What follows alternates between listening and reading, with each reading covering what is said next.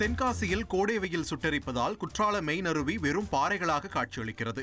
குற்றால main அருவியில் ஆண்கள் பகுதியில் மட்டும் ஓரமாக ஒழுகி வரும் தண்ணீரில் உள்ளூர் சுற்றுலா பயணிகள் தலையை மட்டும் நனைத்துவிட்டு வருகின்றனர். இதனால் சுற்றுலா பயணிகள் கூட்டம் இல்லாமல் அருவிக்கரைகள் வெறிச்சோடி காணப்படுகின்றன.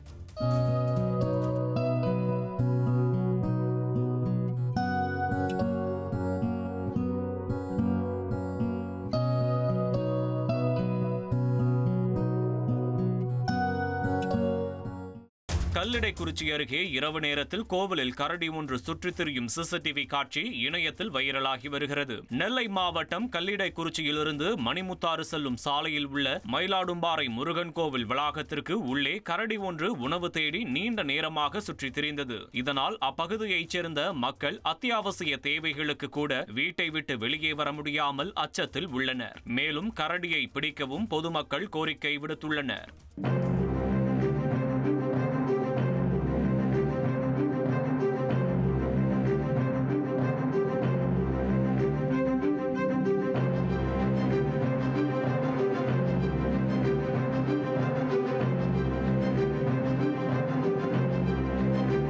வனவிலங்குகள் அதிகம் நடமாடும் வயநாடு வனப்பகுதிக்குள் 3 நாட்களுக்கு முன்பு வழி தவறி சென்று மாயமான மூதாட்டி உயிருடன் மீட்கப்பட்டுள்ளார்.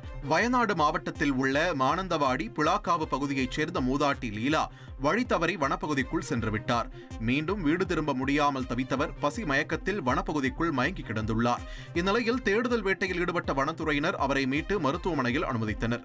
தற்போது நலமுடன் இருப்பதாக மருத்துவர்கள் தெரிவித்துள்ளனர். கொடிய விலங்குகள் நடமாடும் வனப்பகுதியில் சிக்கி 3 நாட்களுக்கு பின் மூதாட்டி உயிருடன் திரும்பி இருப்பது பேசுபொருளாகி உள்ளது. செய்திகளை உடனுக்குடன் தெரிந்து கொள்ள உடனே சப்ஸ்கிரைப் பண்ணுங்க.